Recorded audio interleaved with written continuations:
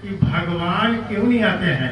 एक बार कृष्ण बन के आए, एक बार राम बन के आए, एक बार पैगंबर मोहम्मद साहब बन के आए, एक बार ईसा मसीह बन के आए, एक बार हमेशा वो धरती पर आते रहे, अब क्यों नहीं आते हैं। बैठिए। ईसा मसीह और मोहम्मद बन के भगवान आए, ये कहाँ से आपने सुन लिया?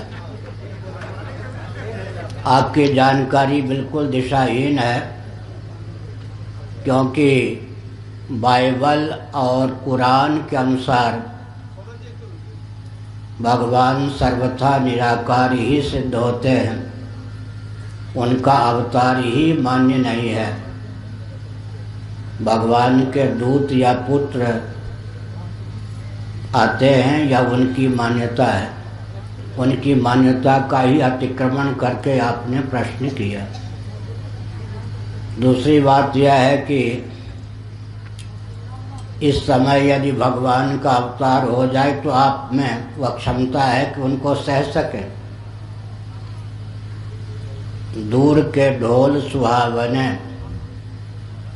इस समय यदि भगवान का अवतार हो जाए तो कितने व्यक्ति हैं कि उनको सह सकेंगे, और कितने व्यक्ति हैं जो उनके चक्र, सुदर्शन, गदा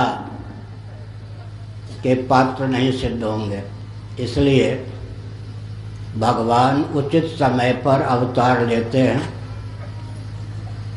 और भगवान अपने कारक कोटि के संतों, भक्तों को समय समय पर प्रेरित करके कार्य साधने का मार्ग प्रशस्त करते हैं। दूसरी बात यह है कि भगवान ने कहीं भी ऐसा नहीं कहा है कि मेरे अवतार के जो प्रयोजन हैं उन प्रयोजनों के अनुसार तुम प्रयास न करो। हम आप भी प्रयास करते हैं कि पिता पितामह के द्वारा जो दायित्व प्राप्त है उसका निर्वाह करें। प्रेरणा लेनी चाहिए भगवान के अवतार से कि जब भगवान अवतार लेते हैं तो विप्र, धेनु, सुर, संत की रक्षा के लिए वे भी बहुत यातना सहते हैं।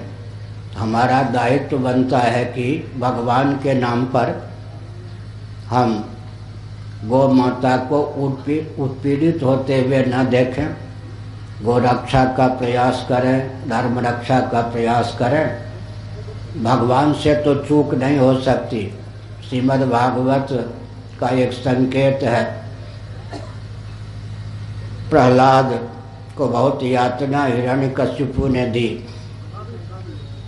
उचित समय पर ही भगवान नृसिंह के रूप में अवतीर्ण हुए, लेकिन भगवान ने बहुत ही विनम्रता पूर्वक एक वाक्य कहा, यद्यपि मैंने समय का ध्यान रखकर ही अपने को तुम्हारे सम्मुख व्यक्त किया है, परंतु तुम्हारी दृष्टि में कदाचित मुझे प्रकट होने में विलम्ब हुआ हो तो क्षमा करो।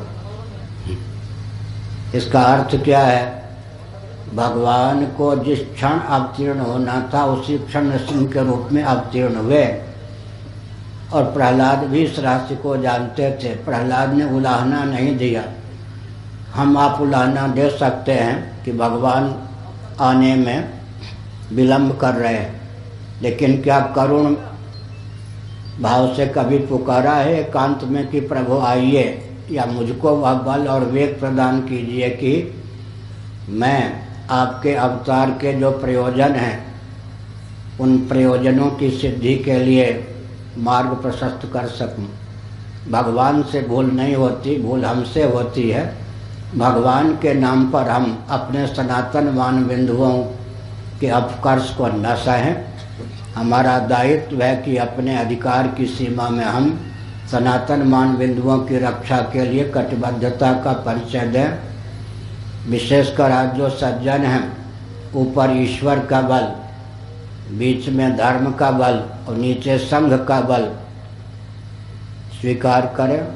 न ईश्वर का बल, न धर्म का बल, न संघ का बल, तो पिस जाएंगे। सज्जनों का दायित्व होता है कि ईश्वर, धर्म और संघ तीनों का बल उनके जीवन में हो, तब सनातन मान बिंदुओं की रक्षा हो सकती है। अच्छा, भगवान रामभद्र के रूप में भगवान विष्णु का अवतार हुआ।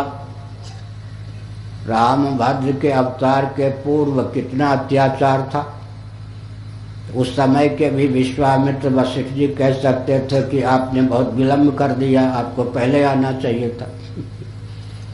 कंस के शासनकाल में, दुर्योधन के शासनकाल में भी बहुत अत्याचार था, लेकिन किसी संत महात्मा ने श्री कृष्ण भगवान को उलाहना नहीं दिया कि आपको पहले आना चाहिए था। भगवान तो समय पर आते हैं। मोतियाबिंद पक जाए तब उसका चिकित्सक ऑपरेशन करते हैं। ठीक है, इसी प्रकार से भगवान को जब आना चाहिए तभी आते हैं। भूल हमसे होती है, समझ गए। राजधानी एक्सप्रेस भी लेट हो सकती है, होती है आजकल कोहरे के कारण। बिना कोहरे के भी ट्रेन लेट हो जाती है, लेकिन भगवान को तो समय पर ही सब कार्य करना होता है, समय पर ही वो अवतार लेते हैं। अगर सचमुच में आपके हृदय में वेदना है तो बहुत अच्छी बात है, मिलजुल कर काम कीजिए। मैंने जो कहा, सद्भाव पूर्वक संवाद के माध्यम से संघ बल का आलम्बन लीजिए और प्रशस्त मान बिंदुओं की रक्षा का मार्ग प्रशस्त कीजिए। आगे कोई प्रश्न?